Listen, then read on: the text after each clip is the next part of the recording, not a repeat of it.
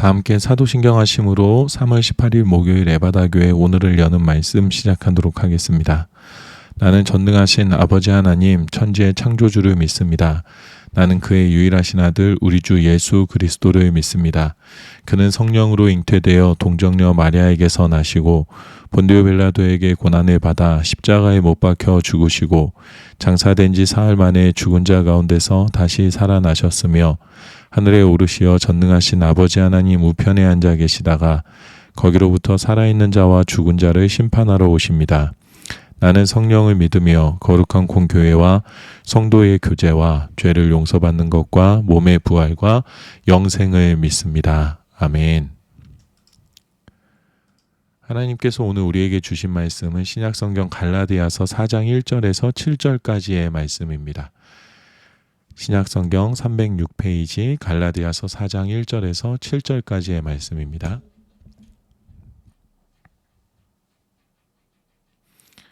갈라디아서 4장 1절에서 7절까지의 말씀 우리 함께 읽겠습니다.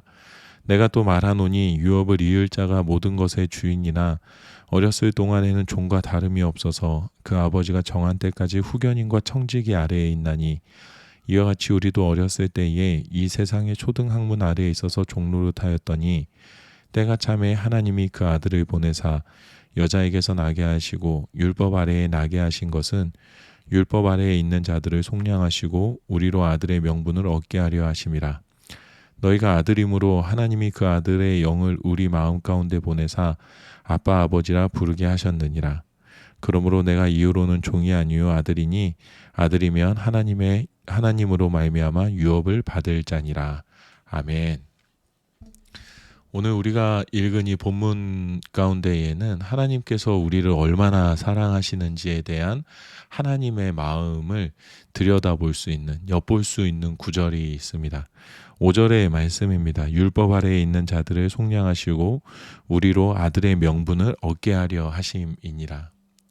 왜 이게 하나님의 마음을 들여다볼 수 있는 구절이냐? 이 본문의 말씀을 읽으면서 이런 생각이, 이런 상상력이 떠올랐습니다. 하나님께서 거하고 계신 완전한 하늘나라, 그곳에 계신 성부 성자 하나님께 수많은 천사들이 영광의 찬양을 올리고 있었습니다.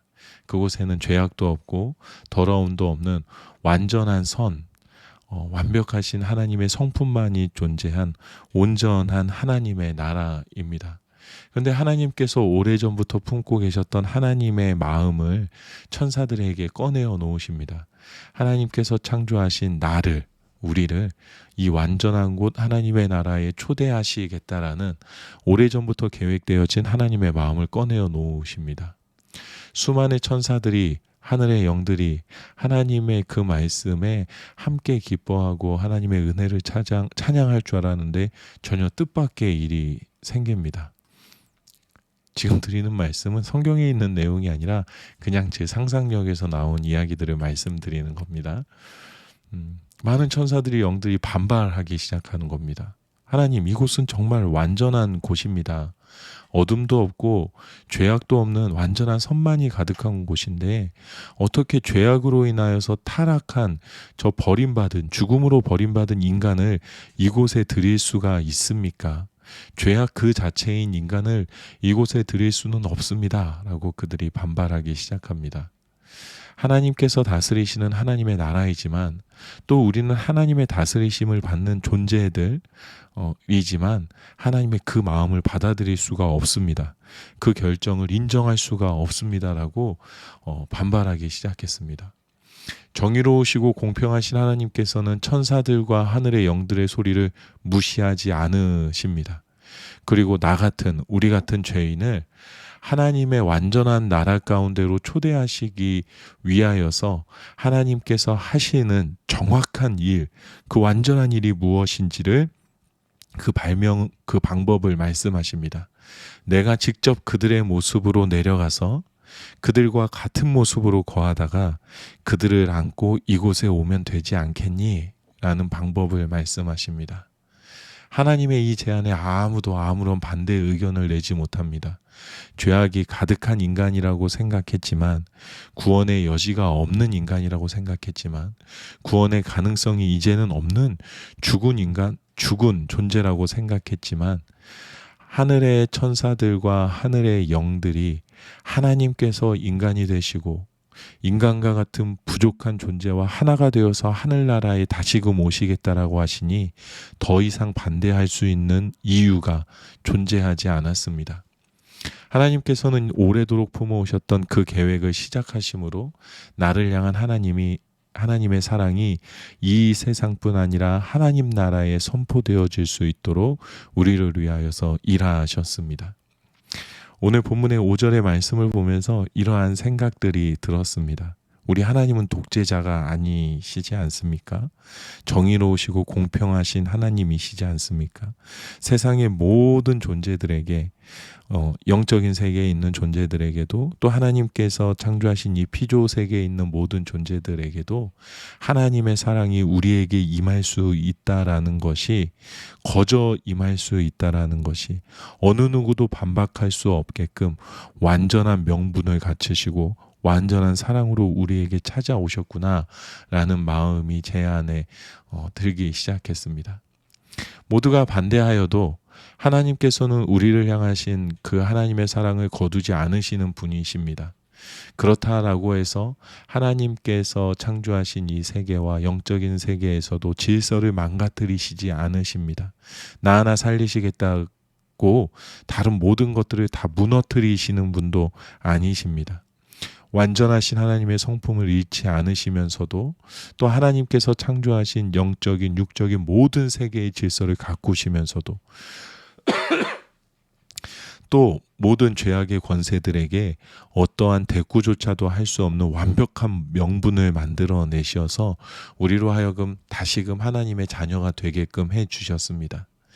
나의 모습을 가지시고 이 땅에 찾아오신 하나님이신 예수 그리스도를 우리가 알기 이전에는 우리는 어떻게 해서도 구원받을 수 있는 존재가 아니었습니다. 비록 하나님께서 창조하신 아름다운 하나님의 피조물이었지만 본문에서 말하는 것과 같은 종과 다름이 없는 삶을 우리는 살아갈 수밖에 없었고 또 그러한 삶을 살았습니다. 1절에서 3절입니다.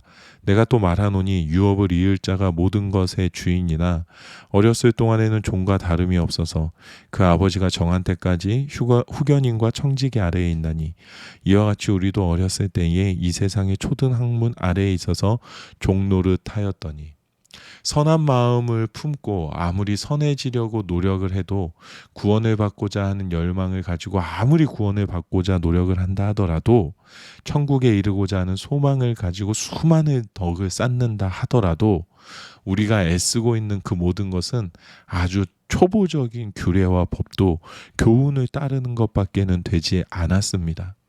다시 말하면 천국에 이를 수가 없었다라는 것이죠. 절대적인 하나님의 선함의 기준, 구원의 기준에 절대로 다가설 수 없는, 그저 초보적인 것조차도 제대로 지켜내지 못하며 살아가는 존재였습니다. 하지만 하나님께서 이 초등 학문 아래서 종노릇하는 우리들에게 예수 그리스도를 보내어 주시고 우리로 하여금 하나님의 자녀가 되는 구원의 명분을 허락해 주셨습니다. 4절에서 5절입니다. 때가 참에 하나님이 그 아들을 보내사 여자에게서 나게 하시고 율법 아래에 나게 하신 것은 율법 아래에 있는 자들을 속량하시고 우리로 아들의 명분을 얻게 하려 하심이라. 나와 똑같이 어머니의 뱃속을 통하여서 이 땅에 찾아오셨고 초등학문 아래에, 다시 말하면 인간이 절대적인 하나님의 선함의 기준에 도달할 수 없는 환경 가운데에 예수님께서 찾아오신 것은 결국에는 하나님께서 직접 사람의 몸으로 사람의 마음과 생각으로 우리가 넘어설 수 없는 죽음과 죄악의 한계를 뛰어넘으시고 그로 인하여서 나를 안으시고 나도 하나님의 자녀가 될 수 있다라는 가능성을 열어주신 것이죠. 확신을 씹어주신 것이죠. 모든 존재들에게 명분을 얻게 하기 위함이셨다라는 것입니다. 그리고 우리에게는 이제 종이 아닌 하나님의 아들, 하나님의 언약의 상속자라고 불러주십니다. 6절에서 7절 말씀입니다. 너희가 아들임으로 하나님이 그 아들의 영을 우리 마음 가운데 보내사 아빠 아버지라 부르게 하셨느니라. 그러므로 내가 이후로는 종이 아니요 아들이니 아들이면 하나님으로 말미암아 유업을 받을 자니라. 예수 그리스도의 그 헌신과 예수 그리스도의 섬김을 통하여서 우리가 더 이상 상속받지 못한 어린 종과 같은 모습에 머물지 않고 여전히 부족하지만 하나님의 구원을 상속받은 상속자로, 하나님의 축복과 언약을 상속받은 상속자로, 하나님의 자녀로 살아가게 되었다. 하나님의 자녀로 칭함을 받게 되었다라고 성경이 말씀하십니다. 하나님의 구원 계획의 가장 기본적인 토대는 하나님께서 이 땅에 우리와 같은 모습으로 오셨다. 다시 말하면 우리를 너무나 잘 아신다. 나를 너무나도 잘 아신다. 라는 것에서부터 이 구원 계획이 출발합니다. 나의 머리끝부터 발끝까지 나의 모든 생각과 나의 영혼의 상태, 나의 삶의 모습 하나하나 모든 것들을 속속들이 아시기 때문에 거기에서부터 하나님의 일하심이 시작되었고 하나님의 사랑이 그곳 가운데에서부터 녹아들기 시작하였고 그로 인하여서 하나님의 사랑의 열매를 하나님께서 우리의 삶 가운데에 맺어주신 겁니다. 하나님께서 직접 창조하셨기에 하나님께서 우리를 잘 아시는 것이 너무나도 당연합니다. 하지만 우리의 죄악 때문에 하나님의 우리를 향한 관심과 시선을 얼마든지 거두실 수도 있으셨습니다. 하지만 우리 아버지 되신 하나님께서는 나 자신을 너무나도 잘 아시기 때문에 나를 향한 이 사랑을 거두지 않으시고 나와 같은 모습으로 내 삶에 찾아오셨습니다. 그래서 내가 절대로 내 스스로는 찾을 수 없었던 하나님, 바라볼 수 없었던 하나님, 사랑할 수 없었던 하나님을 다시금 바라보게 해주시고 내가 그 사랑에 응답하고 반응하며 살아갈 수 있는 하나님의 자녀로서의 권세를 허락해 주셨습니다. 우리는 예수님을 바라봄으로 나를 향한 하나님의 사랑의 마음을 바라볼 수 있게 되었습니다. 나를 향하신 그 관심 한 번도 거두지 않으신 하나님의 사랑을 발견하게 됩니다. 내가 아무리 완전히 버림받은 심각한 죄악에 빠진 완전한 죽음 가운데 머물러 있는 것 같을지라도 나를 대신하여 나와 같은 모습으로 이곳에 오셔서 나를 끌어안고 내가 당하는 모든 죄악과 죽음과 어둠과 상처와 아픔을 막아주시고 이겨내시는 주님을 통하여서 우리 하나님께서 나를 얼마나 사랑하시는지를 우리가 바라볼 수 있게 됩니다.